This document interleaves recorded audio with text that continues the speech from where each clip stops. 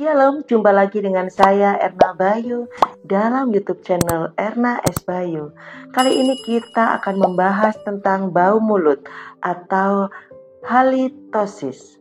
Saudaraku yang terkasih, bau mulut adalah aroma nafas yang tidak sedap dan kondisi ini seringkali diakibatkan oleh kesehatan mulut yang buruk.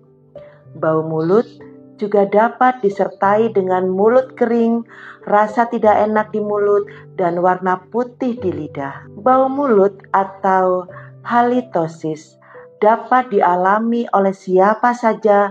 Kondisi ini bisa disebabkan oleh konsumsi makanan tertentu atau kebersihan mulut yang tidak terjaga, gaya hidup yang tidak sehat, atau beberapa penyakit juga bisa menyebabkan bau mulut. Beberapa orang mengunyah permen karet atau menggunakan produk pembersih mulut untuk menghilangkan bau mulut. Padahal efeknya hanya sementara. Pada bau mulut yang disebabkan oleh kondisi medis, pemeriksaan oleh dokter diperlukan agar bau mulut dapat ditangani dengan tepat. Apa penyebab bau mulut? Saudaraku yang terkasih, penyebab bau mulut sangat bervariasi. Antara lain, yang pertama makanan atau minuman. Makanan dengan bau yang kuat dapat menyebabkan bau mulut. Jenis makanan tersebut antara lain bawang merah, bawang putih, keju, ikan, dan makanan pedas. Makanan-makanan tersebut mengandung zat berbau yang terserap saluran pencernaan, masuk ke aliran darah, dan keluar bersama nafas. Selain itu, kopi juga bisa menyebabkan bau mulut. Kopi mengandung sulfur, tanin, dan asam yang diduga bisa menyebabkan bau tidak sedap pada mulut. Yang kedua adalah kebersihan mulut yang tidak terjaga.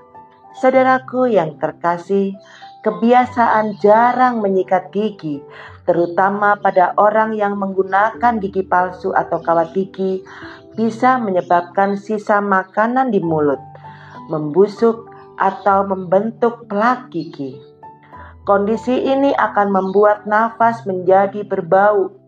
Lidah yang tidak dibersihkan dapat juga menyimpan bakteri yang bisa menimbulkan bau nafas. Yang ketiga adalah pola makan. Pola makan yang rendah karbohidrat seperti pada diet DEBM atau diet ketogenik bisa menimbulkan bau mulut. Saat kekurangan karbohidrat sebagai sumber energi, tubuh akan membakar lemak untuk memperoleh energi. Proses tersebut dapat menimbulkan aroma nafas yang asam dari mulut. Yang keempat adalah infeksi pada mulut. Kondisi seperti gigi berlubang, radang gusi, atau kita sebut sebagai gingivitis, periodontitis, dan sariawan dapat menimbulkan bau mulut. Selain itu, luka bekas bedah di mulut atau gigi palsu yang longgar maupun tidak terpasang dengan baik juga bisa menyebabkan infeksi yang menimbulkan bau mulut. Yang kelima adalah mulut kering.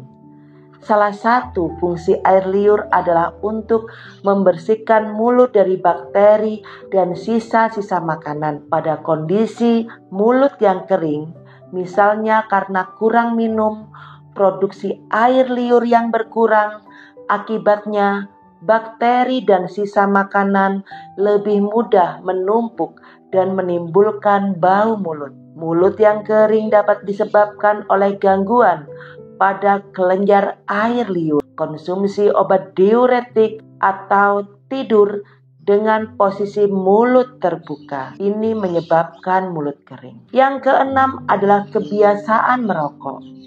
Saudaraku yang terkasih, kebiasaan merokok dan minum minuman beralkohol dapat membuat mulut lebih kering sehingga lebih mudah bau.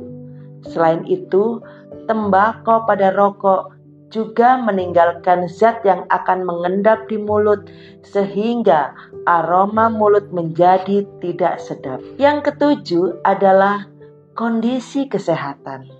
Saudaraku yang terkasih, gangguan kesehatan yang tengah dialami seorang pasien juga dapat menyebabkan bau mulut atau halitosis.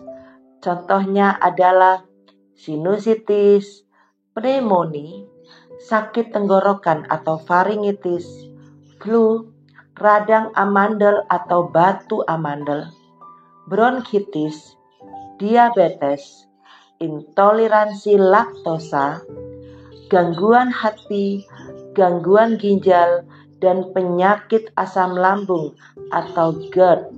Berikutnya yang kedelapan adalah obat-obatan. Obat golongan antihistamin, antidepresan, dan diuretik merupakan contoh obat yang menimbulkan efek samping berupa mulut kering sehingga bisa menyebabkan bau mulut. Selain itu, beberapa jenis obat juga bisa menghasilkan zat kimia yang memicu terjadinya bau mulut. Yang kesembilan adalah kehamilan.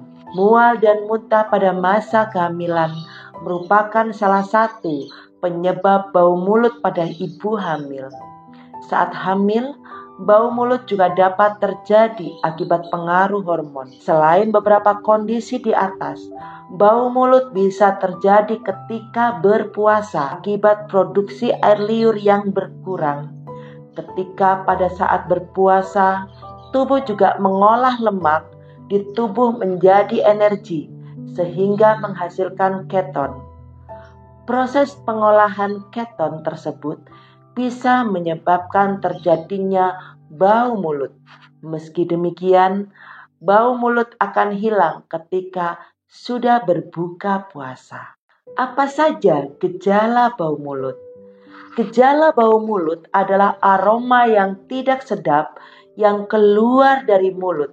Bau mulut juga dapat disertai keluhan yang lain, misalnya rasa tidak nyaman, asam dan pahit di mulut, mulut kering, lidah berwarna putih, lendir atau cairan yang mengalir dari hidung ke tenggorokan atau kita sebut postnatal drip, kemudian karang gigi, sakit gigi, sariawan, tergantung pada penyebabnya. Bau mulut juga dapat ditandai dengan gejala lain, misalnya sakit tenggorokan, batuk, sensasi panas di ulu hati, atau heartburn, sakit mah, dan kembung. Kapan Anda harus ke dokter? Saudaraku yang terkasih, lakukan pemeriksaan ke dokter jika Anda masih mengalami bau mulut meski telah menggosok gigi, menggosok lidah, membersihkan sela-sela gigi, dan banyak minum air putih. Pemeriksaan dan penanganan oleh dokter juga perlu segera dilakukan jika bau mulut disertai dengan beberapa keluhan, misalnya kondisi mulut kering yang berlangsung dalam waktu yang lama, sakit atau sulit saat mengunyah maupun menelan, sakit gigi, sariawan yang tidak sembuh atau sering kambuh, kemudian demam dan bercak putih pada amandel. Saudaraku, demikian informasi kami tentang bau mulut. Semoga informasi ini berguna untuk Anda. Terima kasih, Tuhan memberkati.